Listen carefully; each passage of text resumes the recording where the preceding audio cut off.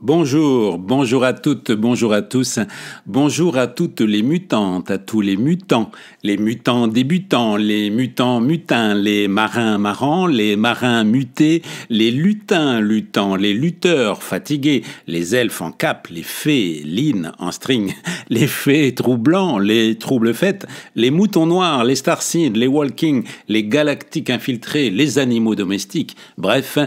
Bienvenue à tout le personnel au sol. Je suis Phil Dowan, éclaireur et facilitateur de changement.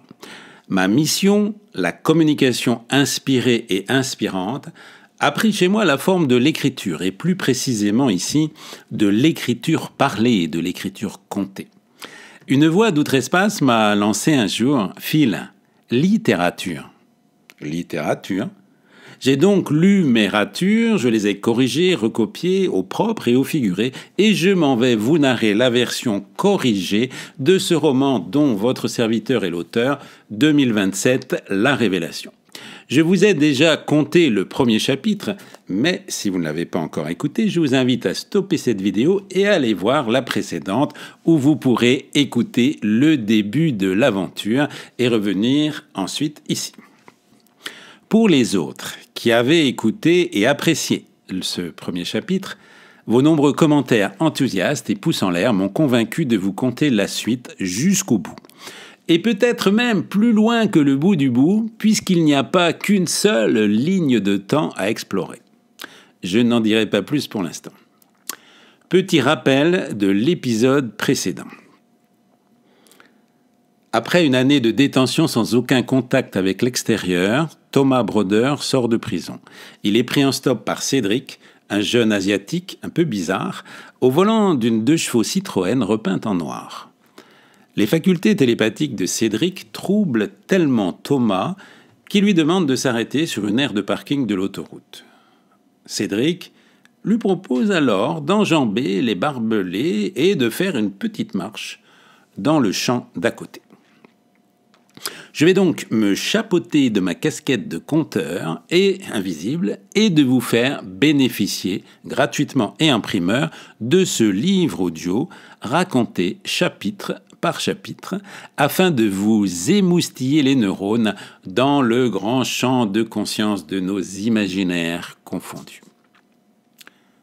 2027, La Révélation, chapitre 2.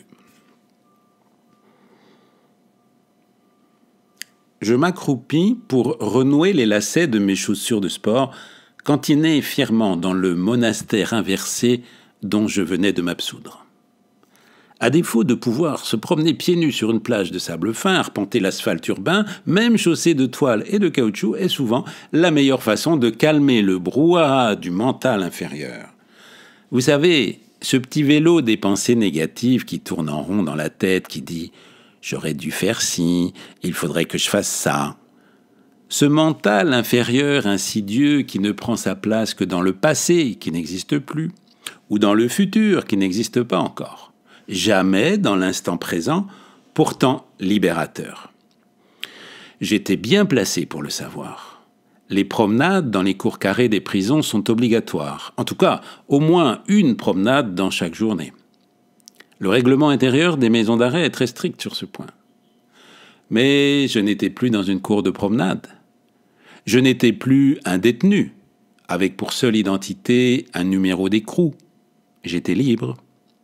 Je marchais sans entrave dans un pré de la vallée de la Maurienne, aux côtés d'un garçon étrange, qui ne se départissait de son sourire que pour parler gravement, ou rire comme un enfant. Cédric intervint. « Thomas, tu peux me dire la date d'aujourd'hui ?»« Bien sûr. Chaque jour, je tiens mon journal de bord. Nous sommes le 16 juin 2017. » Cédric stoppa ses pas au beau milieu du champ. Je m'arrêtai, intrigué par sa question, malgré ma réponse sans équivoque. Il se plaça face à moi, s'assit en lotus, les mains retournées, posées sur les cuisses, et m'invita à faire de même. Il me fixa de ses yeux bridés de petit Bouddha et articula lentement. « Thomas, nous ne sommes pas en 2017, nous sommes en 2027. » Je voulus rire de sa plaisanterie, mais mon rire se coinça dans ma gorge lorsque je m'aperçus qu'un troupeau de vaches était venu se rassembler en un cercle parfait autour de nous, nous interdisant toute fuite. Je ressentais dans mon dos leur regard scrutateur, chevauchant le souffle humide et chaud de leur haleine animale. Comment ces placides bovins avaient-ils pu apparaître si soudainement dans ce pré, pourtant vide quelques secondes plus tôt? Cédric, qui ressentait mon trouble, avança lentement vers moi, ses deux mains, paumes tendues vers le ciel. Irrésistiblement, mes mains rejoignirent les siennes. Étrange sensation. Un courant chaud me parcourut le corps de part en part, des avant-bras aux épaules, de la poitrine au bas du ventre, du bassin aux cuisses, des genoux à la plante des pieds. Puis le flux d'énergie remonta le long de la colonne vertébrale, fit craquer mes cervicales et se répandit tout autour du cuir chevelu, dressant imperceptiblement mes cheveux sur la tête. « Waouh! Comment tu fais ça ?» lui demandai-je, décontenancé. « Ce n'est pas moi, je suis juste un passeur. C'est l'énergie de Gaïa que tu ressens. »« Gaïa ? Qui c'est celle-là ?»« Notre terre-mère, mon frère, celle qui nous porte, nous nourrit et nous supporte depuis des millions d'années. » Assurément, si Dieu existe, il s'était complètement planté dans son casting. Un vieux sage ne peut pas être aussi jeune.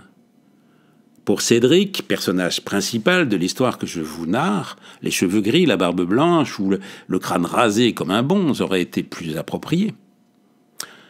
Mais il fallait bien que je me résolve à la réalité des faits. L'apparence physique est souvent trompeuse.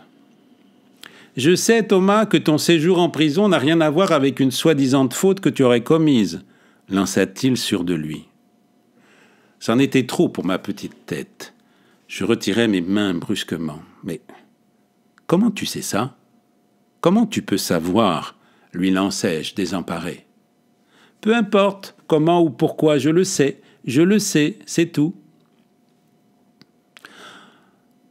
On a retrouvé du matériel informatique et des smartphones volés dans ma cave.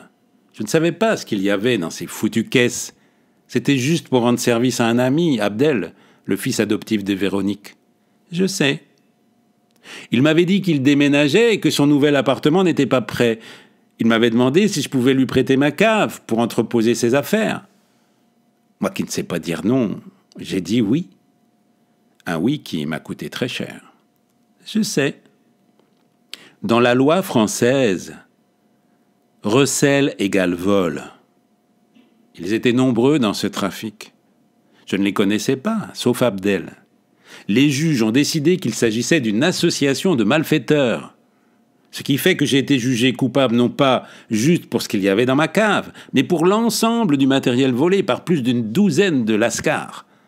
L'avocat de la partie adverse s'était arrangé avec les avocats de mes présumés complices pour faire croire que j'étais le cerveau du réseau de ce commerce illicite. Je sais. Calme-toi, Thomas. Mon avocat n'a pas trouvé mieux, d'après lui, pour me valoriser aux yeux des juges, que de leur donner mon dernier ouvrage, mon dernier livre, où je dévoilais les malversations des lobbies pharmaceutiques et dénonçais les internements psychiatriques abusifs. J'ai écopé de 18 mois de prison, dont 1 an ferme pour couvrir ma préventive. Assorti de 5 ans de mise à l'épreuve. Je viens de me taper 12 mois. Je n'ai même pas bénéficié de remise de peine. Je sais tout ça, mon frère. Tu n'as pas besoin de te justifier. Tu avais une dette karmique. Tu devais, dans cette vie-ci, faire l'expérience de la prison. Je me frottais nerveusement le front. Je devais avoir l'air ahuri d'entendre un inconnu qui semblait tout connaître de ma vie. « Je ne comprends rien à ce que tu dis, » répliquai-je, sentant à nouveau la colère monter en moi. « Karmique, pour moi, c'est du chinois. Et comment pourrait-on être en 2027 à l'extérieur de la prison et en 2017 à l'intérieur? C'est ridicule. » Cédric reprit. « Dette karmique signifie que, pour toi, dans une vie antérieure, tu as peut-être été responsable de l'emprisonnement abusif d'autres personnes. Tout acte que l'on pose est suivi d'une réponse dans la même vie ou dans une autre. Nos actes, nos paroles et même nos pensées sont suivis de conséquences, bonnes ou mauvaises. C'est la loi du karma. C'est des conneries, tout ça. On n'a qu'une seule vie, Cédric, tout le monde le sait. C'est la faute à pas de chance, c'est tout. Tout le monde ? Quel monde ? Celui des gens formatés par le système éducatif et religieux et par les médias ? Ou celui des hommes libres, auxquels j'appartiens ? Et auquel tu appartiendras toi aussi, si tu le décides. Je restai pensif quelques secondes, puis je repris. Cédric, comment peut-on être en 2027 ? Ça n'a aucun sens, cette histoire. J'ai bien vu que certaines voitures qui nous dépassaient avaient un design un peu bizarre, mais quand même. Cédric baissa le ton de sa voix et ralentit son débit pour souligner l'importance de ses propos. Notre planète est en train d'accoucher d'elle-même, Thomas. Notre Terre vient de faire un saut quantique. Tu dois comprendre que le temps est une illusion de nos sens. Tu as fait l'expérience de minutes qui durent des heures et d'heures qui ne durent que quelques minutes, non ? Lorsque tu étais en prison, on t'a maintenu artificiellement dans un champ vibratoire de 3e dimension vibrant plus bas encore que celui dans lequel vivent toujours les 3/4 de l'humanité. Tu dis « on ». Qui ça, on ? De qui parles-tu ? Des forces d'involution, des forces sombres, des Illuminati, des Anunnaki, peu importe les noms. Moi, je les appelle les forces de la lumière non éclairée. Cédric tendit une seconde fois ses mains vers moi. Je les saisis à nouveau pour me ressourcer à son énergie. Un flash me traversa l'esprit, le souvenir d'un accident de jet-ski sur le lac des Deux Montagnes lorsque j'étais adolescent. J'habitais alors au Québec. Le choc m'avait fait perdre conscience et m'avait fait voyager dans un monde parallèle. La mémoire te revient, Thomas ? Mais qui es-tu, Cédric ? Pourquoi est-ce que j'ai l'impression de te connaître ? Cédric sourit en plaçant son index sur ses lèvres comme pour retenir un secret. Tu les découvriras bientôt. Tu dois comprendre que tous les terriens n'évoluent pas à la même vitesse. La réalité visible dans laquelle on vit dépend de notre niveau de conscience. Nos pensées sont des vibrations. Et comme ce sont nos pensées qui créent notre réalité physique, sorte d'hologramme géant densifié, on ne peut voir et entendre que selon notre degré d'acceptation et d'évolution. Lorsque les frégates de Christophe Colomb approchèrent des côtes, les Indiens d'Amérique ne les virent pas arriver. Ah, et pourquoi ? Parce que ces vaisseaux n'existaient pas dans leur imaginaire. On ne peut pas voir ce qu'on ne peut pas imaginer, Thomas. Tu comprends ? C'est le chaman qui les vit dans le lointain. C'est lui qui avertit les autres membres de la tribu du danger imminent qui les menaçait. Parce que le chaman avait accès à d'autres plans de réalité. Je restais quoi devant tant d'informations irrecevables pour mon esprit rationnel, mais qui, malgré moi, faisaient résonance. Thomas, tu ne peux pas encore voir les esprits de la nature qui nous entourent, les elfes, les dévas, les lutins, les fées, les êtres de lumière, les anges et nos grands frères galactiques. Tu le peux, toi ? Parfois, je les vois. Pourquoi je ne les vois pas, moi ? C'est qu'ils vivent dans une densité beaucoup plus subtile, un plan parallèle qui t'est pour l'instant inaccessible. Je dis bien pour l'instant. Je suis venu à ta rencontre pour t'aider à faire ce passage, Tom. Ton passage en 4e, puis en 5e densité. Près d'un quart de l'humanité a déjà sauté la barrière, tandis que ceux que j'appelle les vibrants bas, les infras, ou parfois même les toxiques, s'accrochent désespérément aux valeurs matérielles et sans amour d'un monde qui meurt coupé du divin. D'autres, comme toi, mon frère, les mutants débutants, sont dans le sas, dans l'entre-deux, à l'heure du choix. Les vaches, qui s'étaient arrêtées de paître pour écouter notre conversation, rompirent le cercle en s'éloignant à petits pas. Les tintements de cloches qui ponctuaient leur meuglement de satisfaction superposèrent à ma vision l'image troublante d'un troupeau de fidèles catholiques repus d'homélie sortant de la sacro-sainte messe dominicale. Pour nos amis mammifères ruminants, ite missa est, la messe était dite. Cédric me désigna un petit bois à 800 mètres en direction du soleil levant. Nous nous remîmes en marche. Je marchais vers le bois aux côtés de mon étrange compagnon de route. Quel risque avais-je à suivre ce garçon ? Il y a des gens avec lesquels on se sent immédiatement en confiance. Malgré les réticences qui naissaient en moi, Cédric faisait partie de ces gens-là. « De quel pays d'Asie es-tu originaire » lui demandai-je. « Mes géniteurs sont vietnamiens, mais je suis né à Paris. » Un bruit d'hélicoptère au loin nous fit lever la tête. « Cet engin volant qui griffe outrageusement le silence de la nature appartient aux forces de l'ombre, » lança Cédric, péremptoire. L'hélico modifia sa trajectoire lorsqu'il parvint à la hauteur du bois. Il effectua plusieurs cercles concentriques en se rapprochant de la cime des arbres. « On dirait qu'il cherche quelque chose. »« Ou quelqu'un, » répondit Cédric.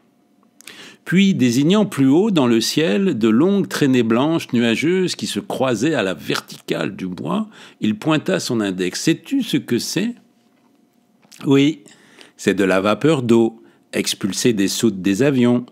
Mon père m'avait expliqué lorsque j'étais enfant. » C'était vrai à cette époque, Tom. Ça ne l'est plus maintenant. Si c'était de la vapeur d'eau, ces nuages artificiels disparaîtraient après quelques secondes. Or, ils persistent durant de longues minutes. Et alors ? Ces épandages se nomment chemtrails, contraction de l'anglais chemical trails. Répandus dans l'atmosphère, ces produits chimiques affaiblissent les défenses immunitaires des populations ciblées et engourdissent leurs capacités cognitives. Soyons sérieux, Cédric, si ce que tu me dis était vrai, il y a longtemps qu'on le saurait. Le jeune Asiatique laissa échapper un long soupir avant de continuer. Si tu savais le 10e de ce que je sais des mensonges d'État, gardés bien à l'abri sous couvert du secret défense, tu ferais demi-tour et tu retournerais dans ta prison, Thomas. Tu exagères, il reprit. Pour la grande majorité, il est beaucoup plus confortable de ne pas chercher à connaître la vérité. Les masses sont maintenues dans l'ignorance par une désinformation savamment orchestrée. Là, je suis d'accord avec toi. Tu sais, Cédric, en payant le prix de la location, j'aurais pu avoir la télé dans ma cellule. Mais je n'ai pas voulu subir un autre emprisonnement plus insidieux, celui de mon esprit. Bravo Thomas, je vois que tu as fait un beau travail sur toi durant ta détention. Je citai alors le plus valeureux de mes maîtres à penser. C'est notre lumière, pas notre ombre, qui nous effraie le plus. Nelson Mandela, ou plutôt Marianne Williamson, dont il a emprunté les paroles, renchérit-il, fier à son tour de citer le nom de l'auteur. Il poursuivit. Notre peur la plus profonde n'est pas d'être incapable. Je répondis du tac au tac. Notre peur la plus profonde est d'être puissant au-delà de toute mesure. Arrivés à la lisière du bois, nous stoppâmes notre marche. En chœur, face à face, sur le ton d'une déclaration officielle et parfaitement synchronisée, nous articulâmes la dernière phrase du discours d'investiture du grand homme qui avait libéré son pays de l'apartheid. Lorsque nous sommes libérés de notre propre peur, notre présence libère automatiquement les autres. Après un court silence, Cédric ajouta « C'est cela mon travail, Tom, libérer les autres de leur propre peur. » « Tu es bien payé pour ce job ? Mon patron n'est pas de ce monde, Mais il s'arrange toujours pour que je ne manque de rien. À nouveau, comme dans la 2 chevaux, la tête de Cédric pivota sur la gauche, puis sur la droite, en haut, en bas, revint au centre. Voilà qu'il refaisait la poule. « Ce n'est plus moi qui parle, Thomas. C'est ton père qui te parle maintenant, à travers moi, » annonça-t-il gravement. Le visage du garçon s'était transformé comme habité par une énergie étrangère. Sa voix changea de timbre, avec une tonalité plus grave. « Tu es un homme, mon fils. Tu peux tout reprendre et vivre pleinement. Je te laisse ma force d'entreprendre que je n'ai pas su faire aboutir, ma force de faire que j'ai mal utilisée, ma force d'amour que je n'ai exprimée que dans le secret. Tu es libéré de tout ce qui entravait ton chemin intérieur. Il n'est pas nécessaire d'emprunter ceux de traverse pour être, car aujourd'hui, je te le redis, plus rien n'entrave ton chemin. Ne crains rien et emprunte celui de ton cœur. Tu le reconnaîtras à la simplicité et au sentiment de paix et de quiétude. Je vais bien. Peu de regrets ou de remords m'animent, bien que je sois conscient de mes défaillances qui n'ont desservi que moi. Ta force intérieure est le trésor de ton cœur, et pour toujours peut s'imposer sans violence ni passion démonstrative excessive. Ne crains pas. Tu ne dois plus réfréner tes convictions, à toi de les vivre. La pureté de ton âme avait simplement été obscurcie par les freins que j'avais aussi maintenus.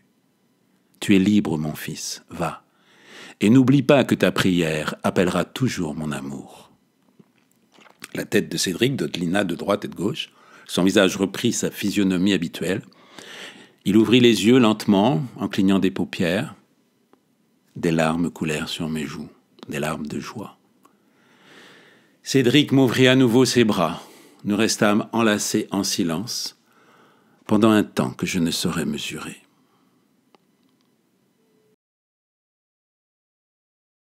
Voilà. Voilà, chers écouteurs et chères visionneuses. Si vous avez aimé ce 2e chapitre des aventures de Thomas, merci de me gratifier d'un pouce en l'air et surtout, soyez partageurs, soyez partageuses. Ne gardez pas le plaisir que vous avez eu juste pour vous. Partagez-le avec vos amis IS et vos amis IES et encouragez-les à s'abonner à Fil de One 5D pour être prévenus des prochains épisodes et de mes autres interventions. Curieusement, avec le premier épisode, qui a obtenu plus de 100 commentaires positifs et plus de 900 vues en une journée, je n'ai pas eu un seul nouvel abonné. Dans la nouvelle civilisation qui se met en place, le mot « partage » est un maître mot qui s'écrit en lettres d'or. Alors, sans vous commander, ne vous privez pas du plaisir de donner sans attente de retour. Et en attendant le retour de Thomas, justement, recevez mes lumineuses bénédictions. À tout bientôt. Bye bye.